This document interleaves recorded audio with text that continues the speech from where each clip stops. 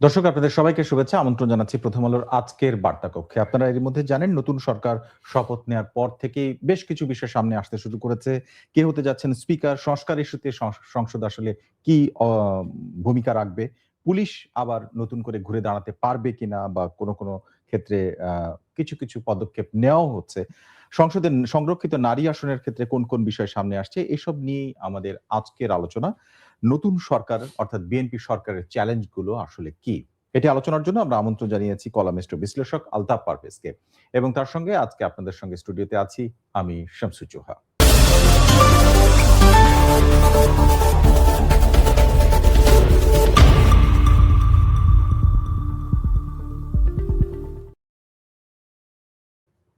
দর্শক সরাসরি চলে যাচ্ছে আমাদের আজকের অতিথির কাছে। কলামিস্ট ও বিশ্লেষক আলতাফ পারভেজ, আপনাকে স্বাগত। প্রথমে জানতে চাইবো যে নতুন সরকার গঠন করা হলো মাত্র। এরপরে সংসদ বসতে যাচ্ছে। অনুমান করা যাচ্ছে মার্চের ১২ তারিখে। এটি আজকে বলা হয়েছে। তো কেবলই একটা সংসদ না, এটা আসলে অনেক কিছুর অন্যান্য সময়ের সংসদের থেকে এবারে আলাদা। কারণ মাঝে একটি সরকার ছিল। তারা পুরোপুরি অন্তর্বর্তীকালীন সরকার, সংসদে বসতে হয়নি। কাজে একটি দীর্ঘ বিরতির পরেও বলা যায়। আ কয়েকটি ইস্যু সামনে এসেছে। স্পিকার, ডেপুটি স্পিকার নির্বাচন করা হবে এবং এই অধিবেশনে অন্তর্বর্তীকালীন সরকারের যে সমস্ত অধ্যাদেশ ছিল সেগুলো উত্থাপন করা হবে। আর হচ্ছে শোক প্রস্তাব উত্থাপন করা হবে। এটি বিএনপির জন্য খুব বেশি চ্যালেঞ্জের হবে কিনা? না, চ্যালেঞ্জ হবে না, কিন্তু জনগণের দিক থেকে এটা অনেক প্রত্যাশা। জি। সংসদ, সেই সংসদের প্রথম অধিবেশন। ফলে এখানে মানুষের মনোযোগ থাকবে খুব। হুম। এবং এখানে যদিও এই অধিবেশনটা খুবই স্বল্পকালীন হবে, কিন্তু এই অর্থে গুরুত্বপূর্ণ যে ওই যে বলে না যে শুরুতে ভালো কিছু হওয়া, এবং এখানে বিশেষ করে জুলাই সনদের গণভোটের মধ্য দিয়ে যে জুলাই সনদ গেল সংসদে, কিন্তু এখনো তো বিএনপির সংসদ সদস্যরা শপথ নিলেন না সংবিধান সংস্কার পরিষদের। এই প্রসঙ্গটা বিরোধী দল নিশ্চিতভাবেই তুলবে। ফলে ওই তখন এটা একটা জাতীয় মনোযোগে আসবে বিশেষভাবে, এবং মানুষ অবশ্যই স্পিকার কে হচ্ছে, ডেপুটি স্পিকার কে হচ্ছে, এইসব জানতে চায়। কিন্তু এই সংসদে দীর্ঘদিন ধরে হবে না এই সংসদের এই অধিবেশন। ফলে সেই অর্থে এটা গুরুত্বপূর্ণ অনেক আলোচনাই এখানে হবে না, হয়তো পরের অধিবেশনে হবে। কিন্তু বিরোধী দল নিশ্চিতভাবেই সংস্কার পরিষদের প্রসঙ্গটা তুলবে। যখন সংসদ বসতে যাচ্ছে আগামী ১২ তারিখে, তার আগে আমাদের সংসদ সদস্যরা ২৯৭টি আসনের সংসদ সদস্য দুটি ভাগে বিভক্ত। একদল বিএনপির যারা তারা শুধুমাত্র এমপি হিসেবে শপথ নিয়েছেন, কিন্তু সংবিধান সংস্কার পরিষদের শপথটা নেননি। অন্যদিকে জামায়াত ইসলাম এবং এনসিপি এরা উম শপথ নিয়েছেন, দুটি শপথ নিয়েছেন। এই যে কেউ দুটি শপথ নিয়েছেন, কেউ একটি শপথ নিয়েছেন, এইটা আসলে একটা বড় চ্যালেঞ্জ হয়ে অলরেডি আছে কিনা? হ্যাঁ, এটা আমাদের দেশেও তো অভিনব। এটা আমাদের ৭০-এর যে নির্বাচন হয়েছিল, তখন একটা সংবিধান প্রণয়নের সংসদ ছিল। এর মাঝে ৭৩-এর নির্বাচনের পরের সংসদে আমরা সংবিধান পেয়েছি। কিন্তু এরপর থেকে এই যে দীর্ঘ সময় এরকম আর ঘটেনি। এখন এবারের সংসদ একই সাথে এটা জাতীয় সংসদ, একই সাথে এটা সংবিধান সংস্কার পরিষদ। কিন্তু ২১২ জন মানে বিএনপির কেউই এখনো সংবিধান সংস্কার পরিষদের সদস্য হননি। ফলে সংসদের প্রথম অধিবেশনটা সংসদের অধিবেশন হিসাবেই বসছে। কিন্তু সেখানে বিরোধী দলের সংসদ সদস্যরা আবার সংবিধান সংস্কার পরিষদেরও সদস্য। ফলে এটা একটা অভিনব অবশ্যই। এবং ওই যে বললাম আমি যে বিরোধী দলের সদস্যরা তো সংবিধান সংস্কারের প্রশ্ন উঠাবেই। ফলে তাদের মোকাবেলা বিএনপির জন্য একটা চ্যালেঞ্জ আছে। কিন্তু বিএনপিকে অবশ্যই এই সংসদের প্রথম অধিবেশনে সংবিধান সংস্কার বিষয়ে তার রোড ম্যাপটা তুলে ধরতে হবে, অর্থাৎ তার চিন্তাটা সে পরিষ্কার করে জনগণের সামনে হাজির করতে হবে, যে সে কিভাবে সংবিধান সংস্কার পরিষদকে দেখে এবং সেটাকে কিভাবে কার্যকর করবে। কারণ সংবিধান সংস্কার পরিষদ বলি, জাতীয় সংসদ বলি, দুটোই নেতা এখন বিএনপি, তারাই সংখ্যাগরিষ্ঠ দল, তাদেরই নেতৃত্ব দিতে হবে পুরো প্রক্রিয়াটা। বিরোধী দল যতই চিৎকার করুক তারা তো পারবে না। ফলে বিএনপিকে এই বিষয়ে জাতিকে অবহিত করতে হবে এই অধিবেশনে। আচ্ছা, এর আগে আমরা দেখলাম সংসদ বসলে আসলে স্পিকারের প্রসঙ্গটা সবার সামনে আসে এবং আগের স্পিকার যেহেতু নাই, ডেপুটি স্পিকার নাই, সেক্ষেত্রে এইটা আলোচনায় আসছে। কিন্তু আপনার কাছে মনে হয় কিনা যে এই সংসদ সদস্যদের যখন শপথ নেয়ানো হবে, মানে তিনি সংসদ কে পড়াবেন শপথটা, এটা নিয়ে এক ধরনের আলোচনা উঠেছিল। আপনার কাছে মনে হয় কিনা যে রাষ্ট্রপতি কে থাকবেন এবং যিনি আছেন তিনি থাকবেন কিনা সেটা আসলে বড় বিষয় হয়ে দাঁড়াতে পারে কিনা? না, এখন তো রাষ্ট্রপতি যিনি আছেন উনিই রাষ্ট্রপতি। আচ্ছা। এবং আমার মনে হয়, দেখুন, রাষ্ট্র তো একটা আইনি বাধ্যবাধকতায় চলে, জি। সংবিধান অনুযায়ী জি। চলে। এখানে আবেগের খুব একটা স্থান নেই। হুম, এই রাষ্ট্রপতি জুলাই অভ্যুত্থানের সময় ছিলেন, হুম, কিন্তু এখনো আছেন। হুম, ফলে এই ধারাবাহিকতা মেনেই আমাদের এগোতে হবে। হুম। এই সংসদকেও এগোতে হবে। রাষ্ট্রপতির মেয়াদ তো আছে হ্যাঁ, কাজে। ফলে যতদিন মেয়াদ আছে ততদিন যিনি ওই চেয়ারে আছেন তিনিই বাংলাদেশের রাষ্ট্রপতি। এবং তার অধীনেই সংবিধান অনুযায়ী বাকি কাজ হবে। আবার তিনি যখন থাকবেন না, অন্যজন হবে এবং সে তখন সংবিধানের আইন অনুযায়ী হবে। আমাদের এখানে একটা ধারণা, ভুল ধারণা আছে। সেটা হলো ৫ই অগাস্ট গণঅভ্যুত্থান হয়েছে। গণঅভ্যুত্থানকে অনেকে বিপ্লব হিসেবে ভাবছেন হুম, এবং পরবর্তী ঘটনাবলীকে বৈপ্লবিক ঘটনার হুম, আকারে চিন্তা করছেন। হুম। কিন্তু আসলে ৮ই অগাস্ট, জুলাইয়ের ৮ই আগস্ট যে সরকার গঠিত হয়েছে, জি। সেইটা সুপ্রিম কোর্টের নির্দেশনা অনুযায়ী সংবিধান সম্মতভাবেই হয়েছে। হুম, এবং সেদিন থেকে ২০২৪-এর ৮ই অগস্ট থেকে হুম। এখন পর্যন্ত আমরা সাংবিধানিক ধারাবাহিকতার মেনে মধ্যে আছে। এগোচ্ছি। হুম, ফলে আগামী দিনেও সমস্ত কিছু আবেগকে এক জায়গায় বন্ধক রেখে আসলে নির্মোহভাবে হুম। আবেগ মুক্ত হয়ে ওই সংবিধান অনুযায়ী আমাদের চলতে হবে। এখানে সংস্কারের প্রসঙ্গ আসলেই যে প্রসঙ্গগুলো সবচেয়ে জনপ্রিয় হয়েছিল এবং সবচেয়ে বেশি আলোচিত হয়েছিল, আপনার মনে থাকার কথা তার মধ্যে একটি হচ্ছে রাষ্ট্রপতি এবং প্রধানমন্ত্রীর আ মানে ক্ষমতার ভারসাম্য, হুম। তাদের এই বিষয়টি আলোচনায় এসেছিল এবং অনেকে একমতও হয়েছিলেন সে সময়। আপনার মনে হয় কিনা যে এই পরিবর্তনটিকে ইতিবাচকভাবে দেখে বিএনপি যদি এগোয় তাহলে আ এই এটি আসলে একটা বড় সমস্যা তৈরি হবে নাকি এটা সমস্যা নয়? এটা বিএনপির যে রাষ্ট্র সংস্কারের প্রস্তাব, জি। চিন্তা ভাবনা, সেখানে তো এটা রয়েছে। যে তারাও মনে করে, তারা বলেছে হুম, নির্বাচনী ইশতেহারেও যে রাষ্ট্রপতির ক্ষমতা আরো বাড়ানো হবে এবং হুম, প্রধানমন্ত্রী এবং রাষ্ট্রপতির ক্ষমতার মধ্যে কিছু ভারসাম্য তারা আনতে চায়। হুম, ফলে আমার মনে হয় এই বিষয়ে বিরোধী দলের সাথে তাদের ভিন্নমত হওয়ার অবকাশ নেই। হুম। কারণ এগুলো তো কিছুটা জাতীয় ঐকমত্য কমিশনে আলোচনাও হয়েছে। সেখানে জি। বিএনপি অনেক বিষয়ে সম্মতিও দিয়েছে। কিছু, হুম, কিছু বিষয়ে নোট অফ ডিসেন্ট দিয়েছে। কিন্তু রাষ্ট্রপতির ক্ষমতা কিছুটা বাড়ানোর ব্যাপারে আমার মনে হয় একটা জাতীয় ঐক্যমত ইতিমধ্যে হয়ে আছে।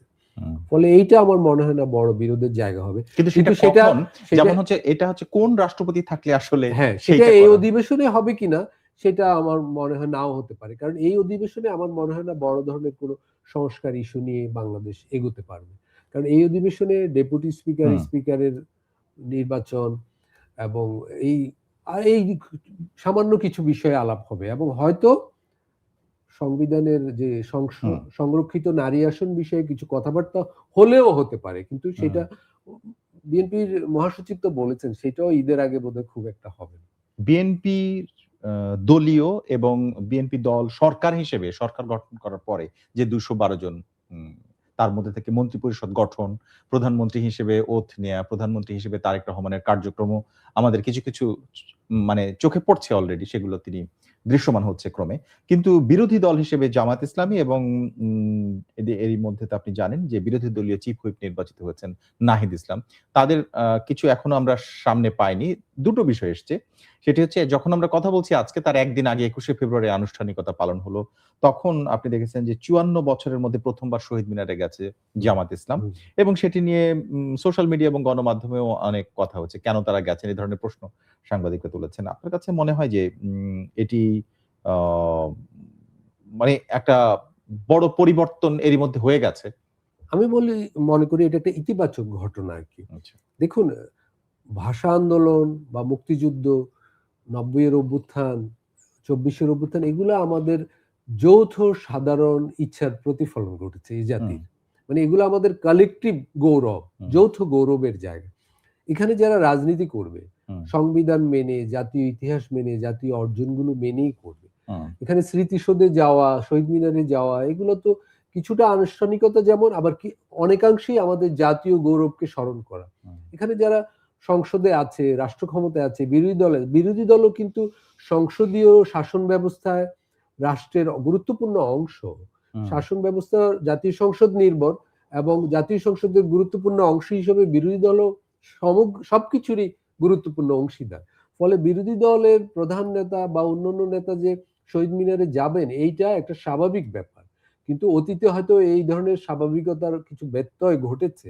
কিন্তু এবার আমার মনে হয় এটা একটা আমি ইতিবাচক ঘটনা হিসেবে দেখতে চাই যে জামাত ইসলামের প্রধান বিরোধী দলের নেতা হিসাবে হোক আর জামাত ইসলামের নেতা হিসাবে আমির হিসাবে হোক সংসদ শহীদ মিনারে গিয়েছেন, শ্রদ্ধাঞ্জলি দিয়েছেন, এটা তো ইতিবাচক ঘটনা। ওকে, এবারে একেবারে বিএনপির জায়গা থেকে একটা আলোচনা এসেছে, সেটা হচ্ছে রুমিন ফারহানা ব্রাহ্মণবাড়িতে সেখানকার স্থানীয় শহীদ মিনারে তিনি ফুল দিতে গিয়েছিলেন, কিন্তু তার আগের দল অর্থাৎ বিএনপির নেতাকর্মীদের দ্বারা এক ধরনের হেনস্থা, মানে তিনি ফাইনালি ফুল দিতে পারেননি, তাকে ফেরত আসতে হয়েছে। এরপরে সাংবাদিকদের প্রশ্নের জবাবে তিনি বলেছেন যে আপনি জেনে থাকবেন তিনি একজন ভাষা সৈনিকের কন্যা এবং তিনি নিজে স্বতন্ত্রভাবে নির্বাচিত একজন এমপি, কাজেই তিনি ফুল দিবেন সবার আগে, এটি স্বাভাবিক ছিল সেখানে। তিনি বলেছেন যে বিএনপির জায়গা থেকে এটি যদি উপেক্ষা করে তাহলে সেটি ভুল হবে। না দেখুন, উনি ভাষা সৈনিকের কন্যা কিনা এটা গুরুত্বপূর্ণ নয়, উনি ওইখানকার সংসদ সদস্য, মানে সম্মানের জায়গা থেকেও, কিন্তু তাকে শহীদ মিনারে ফুল দিতে যে উনি হেনস্থার শিকার হয়েছে, এইটা আমি বলবো এই যে নির্বাচন পরবর্তী প্রথম একটা অঘটন, প্রথম একটা খারাপ নজির, এবং এই ধরনের অতীত আমরা আর ভবিষ্যতে দেখতে চাই না। সেই জন্যই তো অভ্যুত্থান হলো, নির্বাচন হলো, নতুন একটা রাজনৈতিক আবহ তৈরি হলো। ব্রাহ্মণবাড়িয়া এই ঘটনাটা যারা ঘটিয়েছেন, বিএনপির উচিত এখনই কেন্দ্রীয় দপ্তর থেকে ওই নেতাদের বিরুদ্ধে শাস্তিমূলক ব্যবস্থা নেওয়া, এবং আইন শৃঙ্খলা বাহিনীর দিক থেকেও এইটা একটা শাস্তিমূলক ব্যবস্থা নেওয়া উচিত। কারণ এগুলো অঙ্কুরেই, নতুন সরকারের শুরুতেই এইসব বিষয়কে কঠোর হাতে দমন করা উচিত। কারণ এভাবেই একটা খারাপ নজির, খারাপ সংস্কৃতি এগুলো বাড়তে থাকে। এই ধরনের দাপট দেখানো, ক্ষমতার অবৈধ প্রকাশ, এগুলো এখনই বন্ধ করা উচিত। রুমিন ফারহানার এটা একটা আমি বলবো বিএনপির জন্য টেস্ট কেস। এটা রুমিন ফারহানার অপমান নয়, এটা অন্য সকলেরই অপমান যে এই আমলে এটা শুরুতে এরকম ঘটবে এটা কেউ আশা করে। তাও শহীদ মিনারে যে জায়গা। এবারে একটু আসতে চাই, নির্বাচনের আগে আগে আমরা যখন কথা বলেছি বিভিন্ন ইস্যুতে, সবচেয়ে বেশি আলোচনা যে বিষয়গুলো এসেছে, আপনার মনে হয় যে আপনি স্বীকার করবেন যে তার মধ্যে একটি হচ্ছে দুর্বল পুলিশিং, মানে পুলিশ ব্যবস্থা দুর্বল, মানে আইন শৃঙ্খলা ব্যবস্থা নিয়েই এক ধরনের অসন্তোষ ছিল এবং নির্বাচনের আগে এটি সবচেয়ে বেশি আলোচিত হয়েছিল। আজকে আপনি জানেন যে স্বরাষ্ট্রমন্ত্রী হিসেবে সালাউদ্দিন আহমেদকে নিয়োগ দেওয়া হচ্ছে, তিনি বলেছেন যে শীর্ষ পদে বেশ কিছু পরিবর্তন আসতে পারে এবং এটা পুলিশের। আমার প্রশ্ন হচ্ছে যে এর আগেও আমরা দেখেছি যখন কোনো বাহিনী নিয়ে কোনো প্রশ্ন তৈরি হয় বা সমস্যা থাকে তখন শীর্ষ পদের পরিবর্তন, এটি আসলে সমাধান, একমাত্র সমাধান কিনা? না, একমাত্র সমাধান না হলে এইটা জরুরি সমাধান। কারণ আমি বলবো গত 18 মাসের যে অভিজ্ঞতা, বাংলাদেশ তো একটা ভীতিকর সময় পার হয়ে এসেছে। ওই 18 মাসের প্রতিদিনই কোথাও না কোথাও কোনো অঘটন ঘটেছে, সারা দেশের মানুষ আতঙ্ক থেকেছে, এবং এমন অনেক ঘটনা ঘটেছে, তার মধ্যে কারণ বাজারে, প্রথম আলো এবং ডেইলি স্টার জ্বালানো পর্যন্ত, যেখানে পুলিশ বাহিনীর ঊর্ধ্বতন কর্মকর্তাদের নিষ্ক্রিয়তা লক্ষ্য করা গেছে। ফলে ওই বাহিনীর এই পূর্বতন প্রধানদের রেখে বিএনপির পক্ষে মব সন্ত্রাস বন্ধ করা আসলে হয়তো অসম্ভব হতো। ফলে বিএনপির যিনি স্বরাষ্ট্রমন্ত্রী, উনি অত্যন্ত দক্ষ এবং খ্যাতনামা রাজনীতিবিদ, ওনার কাঁধে বিএনপি এই দায়িত্ব দিয়েছে। এর মানে হলো বিএনপি আইন শৃঙ্খলা নিয়ন্ত্রণকে সর্বাধিক গুরুত্ব দিচ্ছে। সালাউদ্দিন সাহেবকে এই দায়িত্ব দেওয়া থেকে এটা বোঝা গেছে। ফলে উনিও ওনার ইমেজের স্বার্থে এবং জাতীয় স্বার্থে এক্ষেত্রে সর্বোচ্চ দক্ষতা দেখাতে চাইবেন, এবং এটা করতে গেলে পুরো পুলিশ বাহিনীর মনোবল এবং জনবল পুনর্গঠন করতে হলে তাহলে আসলে উপরে যারা আছেন তাদেরকে রেখে হয়তো সম্ভব ছিল না আমার মনে হয়। ফলে ওনার দিক থেকে এটা আমি বলবো এই ধরনের পদক্ষেপই প্রত্যাশিত ছিল। আরেকটি বিষয়ে, যদিও এটার সাথে যে বাহিনীটাই আলাদা, যে নির্বাচনের আগে আমার যতদূর মনে পড়ে আপনার সঙ্গে আলাপে আপনি বলেছেন যে এই মাসের শেষ দিন পর্যন্ত ম্যাজিস্ট্রেসি পাওয়ার নিয়ে আর্মি মাঠে আছে, কাজে সেইটার একটা প্রভাব হয়তো নির্বাচনের জন্য খুব প্রয়োজন ছিল। কিন্তু স্বাভাবিক যে গতি রাষ্ট্রের, সেখানে আসলে আর্মি ম্যাজিস্ট্রেসি পাওয়ার প্র্যাকটিস করবে, সেটা দিয়ে আসলে নিয়ন্ত্রণ করা দরকার, নাকি পুলিশের স্বাভাবিক গতির মধ্যে দিয়ে আসা দরকার? দেখুন, দেশ তো চালাবে বেসামরিক সরকার, বেসামরিক সরকার নির্ভর করবে বেসামরিক প্রশাসনের উপর। সেনাবাহিনী তো একটা আপদকালে, একটা হঠাৎ একটা দেশে এরকম, আমাদের দেশে গত 18 মাস যেটা ঘটেছে সেটা তো একটা দুর্ভাগ্যের ব্যাপার, যে একটা দেশের প্রতিরক্ষা বাহিনীকে তার প্রতিরক্ষা কাজ বাদ দিয়ে মাঠ পর্যায়ে আইন শৃঙ্খলা রক্ষা করতে হচ্ছে 18 মাস ধরে, ধরে। এবং নির্বাচন পরিচালনায় তারা আমি বলবো যথেষ্ট দায়িত্ব পালন করেছে, এবং জাতিকে একটা সুন্দর নির্বাচন যে আমরা পেলাম, এটা বাংলাদেশের সশস্ত্র বাহিনীর একটা বড় অবদান আছে। কিন্তু আইন শৃঙ্খলা রক্ষা তো তাদের কাজ নয়, তারা প্রতিরক্ষা কাজে ফিরে যাবে, এবং নির্বাচনের পরপরই ফিরে যাওয়াটাই স্বাভাবিক, এবং নির্বাচনের পরে তেমন বড় ধরনের কোনো সহিংসতা ঘটেও নি। ফলে এখনই সুযোগ, এমন আমি বলবো যে এই রোজার মাসেই, ঈদের আগেই আইন শৃঙ্খলা বাহিনীর একটা বড় ধরনের পরিবর্তন এবং তার একটা বাস্তব ফলাফলও জনগণ দেখতে চায়, এবং এটা একটা ভালো লক্ষণ যে নির্বাচনের পরে এখন পর্যন্ত পরিস্থিতি বেশ নিয়ন্ত্রণেই আছে এখন পর্যন্ত। নির্বাচন নিয়ে খুব বড় প্রশ্ন সামনে না আসলেও বেশ কয়েকটি অভিযোগ যেটা এসেছে সেটা এনসিপির পক্ষ থেকে এসেছে, সেটা জামাত ইসলামের কোনো কোনো আসনের পক্ষ থেকে এসেছে। আপনি জানেন যে রংপুর থেকে আক্তার হোসেন তিনি একটা অভিযোগ করেছিলেন। আজকে তিনি ক্ষতিগ্রস্ত কয়েকটা ঘরবাড়ি দেখতে গিয়েছিলেন তার আসনের ওখানকার, এবং সেটি দেখতে যেয়ে তাদের সাথে সাংবাদিকদের সামনে কথা বলার সময় তিনি বলেছেন এই যে ক্ষতিগ্রস্ত হয়েছেন যারা এবং যে পরিবেশ তৈরি হয়েছে এটার দায় বিএনপিকে নিতে হবে আর কি। বিএনপি সরকারই তিনি বুঝিয়েছেন যতদূর বোঝা যাচ্ছে।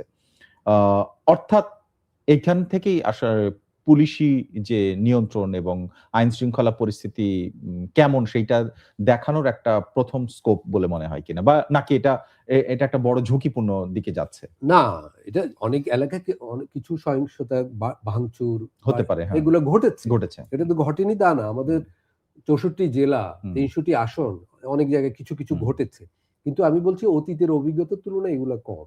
কিন্তু একটা বাড়িও যদি ভাঙচুর হয় তার দায়িত্ব তো অবশ্যই বর্তমান সরকারকে নিতে হবে, বর্তমান আইন শৃঙ্খলা বাহিনীকে নিতে হবে, এবং শক্তিশালী বিরোধী দল থাকার সুবিধাই এটা, বিরোধী দলের মানুষ শুধু তার এলাকায় নয় অন্য এলাকায় যদি ভাঙচুর হয় সেটা সম্পর্কে এভাবে বলবেন। আমি বলবো বিরোধী দলের সংসদ সদস্য আক্তার যেটা করেছেন এটা ভালো, যদি ওনার এলাকায় এটা ভাঙচুর হয়ে থাকে উনি তুলে ধরে থাকেন এবং উনি তুলে ধরেছেন, এটা একটা ভালো নজির যে সরকার এই বিষয়ে দ্রুত পদক্ষেপ নিবে, এবং এগুলোর ব্যাপারে সরকারকে অবশ্যই জিরো টলারেন্স দেখাতে হবে, বিরোধী দলকেও এইসব বিষয় তুলে ধরতে সক্রিয় থাকতে হবে। ফলে আমি বলবো এটা দুটোই আমাদের গণতন্ত্রের জন্য একটা স্বাস্থ্যকর অভ্যাসে আমরা এগুচ্ছি। আমাদের যে গণতন্ত্রের বৈশিষ্ট্যই এটা যে বিরোধী দল কথা বলবে, সরকার সেই অনুযায়ী কাজ করবে। এবার একটু সংরক্ষিত নারী আসনের বিষয়ে আসি। একটা কথা উঠেছে যে আমাদের সংরক্ষিত নারী আসনের সংখ্যা আছে এখন পর্যন্ত 50টি। এটি 100টি করা যায় কিনা বা করা হতে পারে। কিন্তু সেই সিদ্ধান্ত এখনো তো নেওয়া হয়নি। তাহলে ধরে নেওয়া যাচ্ছে 50ই। আনুপাতিক হারে বিএনপির যে আসন পেয়েছে তাতে 35টি, জামায়াত ইসলামী যে আসন পেয়েছে তাতে 11টি এবং এনসিপি 1টি এবং স্বতন্ত্র অন্যান্য যারা আছে তাদের 3টি। এই হলো প্রপোর্শনেটলি নারী সংসদ সদস্য যেটি সংরক্ষিত পাওয়ার কথা। আমার প্রশ্ন হচ্ছে জামাত ইসলামী একজনকেও এমপি প্রার্থী হিসেবে মনোনয়ন দেয়নি। তারা যখন এই যে সংরক্ষিত আসনে কোটায় পাচ্ছে সেক্ষেত্রে নারী আসন সেই 11টি কি তারা দিবেন? আর যদি নেন তাহলে সেটি আসলে স্ববিরোধিতা মনে হয় কিনা আপনার কাছে? দেখুন, প্রথমত উত্তর হলো যে জামাত ইসলাম সংরক্ষিত আসনে যতটি নারী আসন পাচ্ছে সবগুলোই নিবে, সবগুলোতে তারা মনোনয়ন ইতিমধ্যে ঠিকও করে ফেলেছে কারা কারা পাবে, বা দু একটা ঠিক না করলেও ঠিক করবে, কারণ অতীতেও তারা নিয়েছে। জামাত ইসলাম একসময় মাওলানা মওদুদির আমলে প্রেসিডেন্ট পদে ফাতেমা জিন্নার জন্য ক্যাম্পেইন করেছে, মওদুদি সাহেব নিজেও ক্যাম্পেইন করেছে, কিন্তু জামাত ইসলাম আবার সংসদ নির্বাচনে সরাসরি ভোটে কোনো নারীকে মনোনয়ন দেয়। ফলে এক ধরনের আমি বলবো জামাতের এই যে অতীত বর্তমান মিলিয়ে এবং ভবিষ্যতে সংরক্ষিত আসনে মনোনয়নের ভিতর দিয়ে আপনি বলতে পারেন স্ববিরোধিতা, আমি এটাকে বলবো একটা ট্রানজিশনের ভিতর দিয়ে যাচ্ছে। জামাত ইসলামে অনেক নারী সদস্য আছে এবং গত 10 বছরে নারীদের অংশগ্রহণ এই দলে অনেক বেড়েছে, এবং আমি অন্তত বিশ্বাস করি এই দল আগামীতে নারীদের সরাসরি ভোটেও অংশগ্রহণ করতে দিবে। আপনি খেয়াল করেছেন সেটা কি পরিস্থিতির কারণে বাধ্য হয়ে নাকি নীতিগতভাবে পরিবর্তন আনবে? না, একটা দুটো মিলেই, একটা হলো এটা একটা বাস্তবতা, এখানে 8 কোটি নারী রয়েছে, এটা একটা বৈশ্বিকও বাস্তবতা, পৃথিবীর দেশে দেশে নারীরা সংসদ সদস্য আছে, পৃথিবীতে গড় নারী সংসদ সদস্য হলো 26%। তো জামাত ইসলামের মতো একটা উদীয়মান শক্তিশালী দল একজনকেও মনোনয়ন দিবে না, নির্বাচন করতে দিবে না, এটা তো হয় না। এবং আমি বলবো জামাত প্রস্তুত হচ্ছে, ফলে ওদের একটা ক্রান্তিকালীন অবস্থা যাচ্ছে। এবং এই যে যারা সংরক্ষিত আসনে মনোনয়ন পাবে, এদের মধ্য থেকেই অনেকে সরাসরি ভোটেও নামবে। আমি জামাতের এই ক্রান্তিকালকে ইতিবাচক ভাবে দেখতে চাই, যে একটা দল মানে যারা আগে ইসলামী বিপ্লবের কথা বলতো, এখন তারা পার্লামেন্টারি রাজনীতিতে নিজেদেরকে আনছে আর কি, রূপান্তর ঘটাচ্ছে। এটাকে জাতীয় গণতন্ত্রের জন্য, আমাদের জাতীয় রাজনীতির জন্য একটা সুখকর। না, কোন দিক থেকে আপনি সুখকর দেখছেন? আমি দুটো পয়েন্ট বলি মানে আপনার কথার মধ্যে থেকে। একটি হচ্ছে যে জামাত ইসলাম নীতিগতভাবে যে তারা মনে করে যে নারীরা এখনো প্রস্তুত হয়নি বা তারা আসতে পারেনি, তা হতে পারে না, সেটাই জামাতের আমির সরাসরি বলেছেন। কিন্তু বাস্তবতাটা দেখে তারা কি তাহলে নীতিগতভাবে যে কম্প্রোমাইজ করছেন, এইটা না, কিন্তু রাজনীতি তো একটা আর্ট অফ কম্প্রোমাইজ। এই যে অতীতের কঠোর অবস্থান থেকে তারা নিজেদেরকে পরিবর্তন করছে এবং নারীর ক্ষমতায়নে যে তারা ধীরে ধীরে অগ্রসর হচ্ছে। এবারে নির্বাচনে দেখেছেন অনেক উপজেলায়, ঢাকায়ও জামাত ইসলামের নারী সদস্যরা মিছিল করেছে। এটা কিন্তু অতীতে হয়নি। অতীতে তারা মিলনায়তনের ভিতর সমাবেশ করেছে।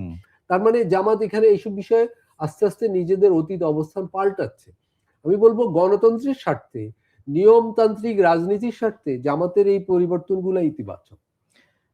আরেকটি বিষয়, যে নারী যারা কর্মী জামাত ইসলামের, তারা কিন্তু বলেছেন যে তারা কোনোদিন নেতৃত্ব দেবেন না, এটা জেনেই তারা এসেছেন, এরকম আমরা এরকমও আছে। আসলে এগুলো হলো জামাত, তাহলে মানে পরিবর্তনের আভাসটা কোথায়?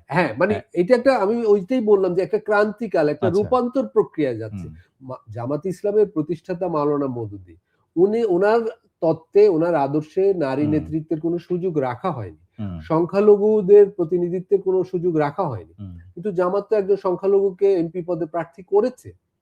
এবং এই যে সংসদের সংরক্ষিত আসনে নারীকে যে মনোনয়ন দেওয়া, এটাও তো নারীকে নেতৃত্বের জায়গায় স্থাপন করা। পার্লামেন্ট সদস্য সরাসরি আর সংরক্ষিত তো একেবারে কাগজে কলমে খুব বেশি ফারাক নেই, বাস্তবে হয়তো কিছু ফারাক আছে।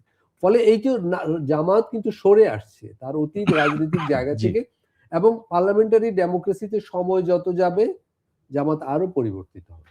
দেখুন, জামাত মওদুদীর বইয়ে পুঁজিবাদী অর্থনীতির ঘোর বিরোধিতা আছে। আর এবার জামাত নির্বাচনী ইশতেহার প্রচারকালে বলেছে আমরা বাজার অর্থনীতি করব। তার মানে সরে এসেছে, অনেক ট্রানজিশন আছে।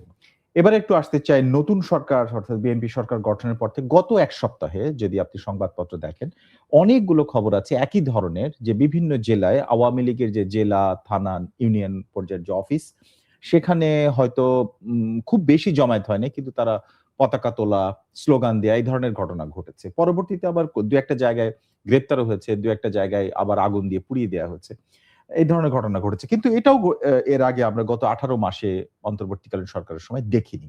এই যে পরিবর্তনটা, মানে এটা মানে লক্ষ্য করার মতো কিনা, মানে এবং এটার কোনো ভেতরে আসলে কোনো পলিটিক্স আছে? এটার ভিতরে একটা পলিটিক্স আছে। সেটা হলো যারা নির্বাচন করেছে, জামায়াতে ইসলামী, বিএনপি, এনসিপি, সবাই নির্বাচনে আওয়ামী লীগের ভোট পেতে চেয়েছে। আওয়ামী লীগ নেতাদের দ্বারে দ্বারে গিয়েছে, তাদের সাথে কথা বলেছে গোপনে প্রকাশ্যে। ফলে এখন তাদের রাজনীতি করতে দিতে হবে। ফলে যদিও রাজনীতি, আওয়ামী লীগের এটা একটা অঘোষিত সেটেলমেন্ট আমি বলবো, এবং এটা ঘটবে, আওয়ামী লীগের কর্মীরা রাজনীতির মাঠে সক্রিয় হবে। কিন্তু দল হিসাবে তাদের উপর যে নিষেধাজ্ঞা রয়েছে, সেইটা কিভাবে প্রত্যাহার হবে সেটা এখনো অপেক্ষা করতে হবে, সেটার বিষয়ে আমরা জানি না। কিন্তু প্রত্যাহারের আগে আওয়ামী লীগ কর্মীরা বিভিন্ন জায়গায় সক্রিয় হয়ে যাবে, এবং এই তিনটা দলের কেউই আনুষ্ঠানিকভাবে হয়তো প্রকাশ্যে কিছু বলবে, আওয়ামী লীগের বিরোধিতা করবে, কিন্তু মাঠ পর্যায়ে তাদের বিরোধিতা করার সুযোগ নেই, কারণ তারা তো ভোট নিয়ে এসেছে। বহু জায়গায় বিএনপি আওয়ামী লীগের ভোট পেয়েছে, জামাতে ইসলাম পেয়েছে, এনসিপি পেয়েছে এবং চেয়েছে, দুটোই ঘটেছে। চেয়েছে সেইটা আমরা মোটামুটি শুনেছি, যখন তারা নির্বাচন ক্যাম্পেইন করেছে অনেকে তাদেরকে কিছু বলা হবে না, এই ধরনের কথাবার্তা আমরা শুনেছি। কিন্তু দিয়েছে, এবং সেই বাস্তবতাটা এইটা আসলে, এটা আমি আপনাকে উদাহরণ দেই। জি বলেন। মনে করুন খুলনা, নড়াইল, বাগেরহাট, এখানে যে জামাত ইসলাম ভোটে বিপুলভাবে ভোট পেয়েছে এবং জিতেছে, এই এলাকাগুলা ঐতিহাসিকভাবে আওয়ামী প্রাধান্যপূর্ণ এলাকা। আওয়ামী লীগের বিপুল ভোট পাওয়া ছাড়া জামাত ইসলামের পক্ষে এত ভোট পাওয়া এইসব এলাকায় সম্ভব না। আবার অনেক এলাকায়, যেমন কুষ্টিয়া, মেহেরপুর, জামাত ইসলাম যে জিতেছে, এতে জামাত ইসলামের একটু ইয়ে নেই। সেখানে বিএনপি ভোট পেয়ে তারা অনেক জায়গায় বিএনপির বিরোধী দল বিদ্রোহী প্রার্থীরা যেতে নির্বাচনে ভোটের অনেক ধরনের ঘটনা ঘটেছে, যেখানে এক দলের ভোট আরেক দল পেয়েছে। আবার বিএনপি অনেক জায়গায় আওয়ামী লীগের ভোট বিপুলভাবে পেয়েছে, সংখ্যালঘুদের ভোট পেয়েছে, ফলে ভোটের হিসাবটা ওই রকম। তার মানে ওই যে ভোট ব্যাংকটাই ফাইনালি কাজ করেছেন বলছেন আপনি? হ্যাঁ, মানে আওয়ামী লীগের ভোট ব্যাংক ডিসিসিভ ভূমিকা রেখেছে এটা আমি মনে করি না, কিন্তু আওয়ামী লীগের ভোটের সাথে এই তিন দলের একটা বিভিন্ন জায়গায় অঞ্চল ভিত্তিতে আপোষ-রফা হয়েছে, মানে প্রতিশ্রুতি লেনদেন হয়েছে। তাহলে সেইটার ফলাফল যদি এরকম বিভিন্ন জায়গায় অফিস খোলা বলেন, এখন সেই জায়গাটা কি দাঁড়াবে? এর আগে যখন আওয়ামী লীগের কার্যক্রম নিষিদ্ধ করা হয়েছে, ছাত্রলীগকে নিষিদ্ধ, সেটা কিন্তু এক্সিকিউটিভ অর্ডারে, তাই তো? নির্বাহী আদেশে করা হয়েছে। এখন নির্বাহী আদেশটা থেকে গেছে, নির্বাহী তো চেঞ্জ হয়েছে। আপনার মনে হয় কিনা যে এই আদেশটা মানে ভিন্ন ফর্মে হবে, নাকি এটা শিথিল হবে, নাকি আমার মনে হয় এটা শেষ পর্যন্ত, এটা আমার ব্যক্তিগত অনুমান, এটা কোর্টে যাবে। আচ্ছা, আদেশের অংশ। আর ব্যবহারিকভাবে আওয়ামী লীগের কর্মীরা কাজ করতে শুরু করবে। আপনি এটা কিভাবে বলছেন যে নির্বাহী আদেশ তো নির্বাহী আদেশ? হ্যাঁ, না, কেউ কোর্টে যদি এটা চ্যালেঞ্জ করে, চ্যালেঞ্জ করতে পারে, সেক্ষেত্রে কোর্ট এটার উত্তর দিবে যে একটা দলের রাজনৈতিক কার্যক্রম এইভাবে নিষিদ্ধ করা যায় কিনা। ওকে, ওকে। এবারে আসি ভারত সহ বিভিন্ন দেশের ক্ষেত্রে, মানে এশিয়ার আশেপাশে, মানে দক্ষিণ এশিয়ার দেশগুলোর সাথে বাংলাদেশের নতুন সরকার গঠন হলেই এক ধরনের শুভেচ্ছা জানানো বা এই প্রবণতাটা আছে। এবারেও আমরা সেটি দেখেছি, এবং বিশেষ করে ভারতের সাথে যে সম্পর্ক, দুটো ঘটনা, খালেদা জিয়ার মৃত্যুর পরে এস জয়শঙ্কর সহ যারা এসেছিলেন এবং যেভাবে এসেছিলেন, এবং তারেক রহমান প্রধানমন্ত্রী হওয়ার পরে শুভেচ্ছা জানানো, এই সমস্ত দেখে মানে, এবং তারেক রহমানকে আমন্ত্রণ জানানো ভারতে, এই সবকিছু মিলে এক ধরনের মনে হচ্ছিল যে সম্পর্কের যে ধরনটা ছিল সেখান থেকে একটু বদলে যাচ্ছে। আপনার কাছে এটা মনে হয় কিনা, এবং এই বদলে যাওয়াটা কি ইঙ্গিত করে? আমি বলবো এটা, যে ইঙ্গিতগুলো পাওয়া যাচ্ছে উভয় তরফ থেকে, সেটা ইতিবাচক। ভারতে একটা উপলব্ধি তৈরি হয়েছে যে বাংলাদেশে যে ধরনের সরকারি আসুক, তাদের সঙ্গে আমাদের কাজ করতে হবে, মানে নির্বাচিত সরকার।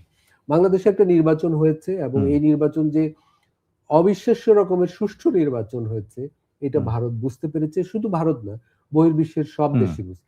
তো ভারত বুঝেছে যে একটা নির্বাচনের ভিতর দিয়ে এখানে একটা সরকার প্রতিষ্ঠিত হয়েছে, যেই সরকার গঠিত হয়েছে 213 জন সংসদ সদস্যের সমর্থনের উপর দাঁড়িয়ে, এই সরকারের সাথে তাদের কাজ করতে হবে। আবার আমার মনে হয় আমাদের সরকারও উপলব্ধি করেছে ভারতের সাথে আলাপ আলোচনার একটা জায়গা লাগবে, সম্পর্ক লাগবে, দ্বিপাক্ষিক বিষয়গুলো নিয়ে আলাপ আলোচনা করতে হবে। তো উভয় তরফ থেকে কিন্তু সম্পর্কটা এগোবে বা ইতিবাচক ঘটনাগুলো ধীর লয়ে ঘটবে মনে হয়। কেউই নাটকীয়ভাবে কোনো পদক্ষেপ নিতে চাচ্ছে না, কারণ উভয় দেশে, ভারতে এবং বাংলাদেশে, অনেকে এই ধরনের সম্পর্কের উন্নয়নের বিপক্ষেও আছে, এবং তারাও শক্তিশালী। ফলে তারা যাতে এটাকে কোনো ইস্যু করতে না পারে, ফলে উভয় সরকারই সতর্কভাবে সম্পর্কটা এগিয়ে নিতে চাইবে, এবং সেটাই ভালো। শেষ প্রান্তে আমরা আলোচনার শেষ এই ইস্যুতে আরেকটি প্রশ্ন হচ্ছে এরকম, আপনার কাছে মনে হয় কিনা যে এই সরকার যেদিন ওথ নিল, ঠিক তার আগের সরকার, অর্থাৎ অন্তর্বর্তী সরকার যখন ওথ নেয়, সেই দিন থেকে পুরো 18 মাস আমরা ভারত বিরোধী এক ধরনের বক্তব্য এখানে দেখেছি, এবং বাংলাদেশের সাবেক ক্ষমতাচ্যুত প্রধানমন্ত্রী শেখ হাসিনা ভারতে আছেন। এই দুটো বিষয়ই এখানে আসলে ভূমিকা রাখছে কিনা? হ্যাঁ, আসলে ভারতকে শেখ হাসিনার বিষয়ে তো একটা সিদ্ধান্তে আসতে হবে। শেখ হাসিনা যতদিন ভারতে আছেন, সেটা বাংলাদেশ ভারত সম্পর্ক এগিয়ে নেওয়ার ক্ষেত্রে একটা সংকট, বাস্তব সংকট হয়ে আছে। সেটা ভারত এই বিষয়ে ভাববে, নতুন করে সিদ্ধান্ত নিবে, এটা বাংলাদেশের মানুষের প্রত্যাশা। আবার বাংলাদেশেও অহেতুক অযথা ভারত বিরোধী যে কথাবার্তা হয়, উত্তেজনা তৈরি করা হয়, যেমন গত সরকারের আমলে 7 সিস্টার বিভক্ত করে ফেলার মধ্যে একটা হাস্যকর উত্তেজনা তৈরি করা হয়েছিল। এগুলো আমাদের দিক থেকেও আমাদেরও সতর্কভাবে কথা বলা উচিত, যে অপ্রয়োজনীয় বিতর্ক তৈরি করার কোনো মানে হয় না, যেটা উভয় দেশের সম্পর্ককে ক্ষতিগ্রস্ত করে। সবশেষ প্রশ্ন, এই সরকার আগামী 12 তারিখে সংসদে প্রথমবারের মধ্যে বসতে যাচ্ছে। বিএনপির জন্য এত বড় ম্যান্ডেট নিয়ে অনেক বড় মন্ত্রিসভা, অনেক এমপি তাদের, এই সবকিছুর পরেও তাদের কাছে সামনে চ্যালেঞ্জ আছে বলে মনে করেন কিনা? হ্যাঁ, দুটো বড় চ্যালেঞ্জ আছে। প্রথম চ্যালেঞ্জ হলো বিরোধী দল এবার খুবই শক্তিশালী, এবং বিরোধী দলকে আস্থায় নিতে হবে, এবং বিরোধী দলকে এই বার্তা দিতে হবে যে তাদের কথা বলতে দেওয়া হবে, তাদের কথা শোনা হবে, তাদের কথাকে গুরুত্ব দেওয়া হবে। মানে বিরোধী দল যেন রাজপথে চলে না আসে, তাহলে জনগণের জন্য সংকট। তাহলে বিরোধী দলকে সংসদে রাখাটা সরকারি দলের বড় দায়িত্ব এবং চ্যালেঞ্জ। আরেকটা হলো যে সংস্কার পরিষদ এবং জুলাই সনদের বিষয়ে বিএনপিকে দ্রুত একটা জাতীয় রোডম্যাপ বিরোধী দলকেও জানাতে হবে এবং দেশবাসীকেও জানাতে হবে। সেটা আপনি মনে করেন যে সংসদে খুব ইমিডিয়েট হতে যাচ্ছে? আমার মনে হয় এটা জানাতে হবে এবং আচ্ছা। বিএনপি আমি বলবো এই বিষয়ে নিশ্চয়ই বুঝতে সক্ষম। অনেক ধন্যবাদ আজকে আমাদেরকে সময় দেওয়ার জন্য আলতাফ পারভেজ। দর্শক, আমাদের সঙ্গে ছিলেন কলামিস্ট ও বিশ্লেষক আলতাফ পারভেজ। নতুন সরকার অর্থাৎ বিএনপি যে সরকার গঠন করেছে, মন্ত্রিসভা এর মধ্যে বৈঠক করছে, অনেক সিদ্ধান্ত নিতে শুরু করেছে। আগামী 12ই মার্চ সংসদ বসতে যাচ্ছে, এই সংসদে কেমন করতে যাচ্ছে এবং তাদের সামনে আসলে চ্যালেঞ্জ গুলো কি সেটি নিয়ে আমাদের আজকের আলোচনা ছিল। এমন আরো সংবাদের আপডেট ও বিশ্লেষণ জানতে বিশেষ করে আমাদের এই আয়োজন বার্তা কক্ষ দেখুন রবি থেকে বৃহস্পতিবার পর্যন্ত প্রতিদিন। লক্ষ্য করুন, খেয়াল রাখুন, আমাদের চোখ রাখতে হবে এই অনুষ্ঠান দেখতে হলে আমাদের ওয়েবসাইট prothomalo.com ছাড়াও প্রথম আলোর ইউটিউব, ফেসবুক সহ সোশ্যাল মিডিয়া প্ল্যাটফর্মগুলোতে। আজকে যারা আমাদের সঙ্গে ছিলেন আপনাদের সবাইকে ধন্যবাদ।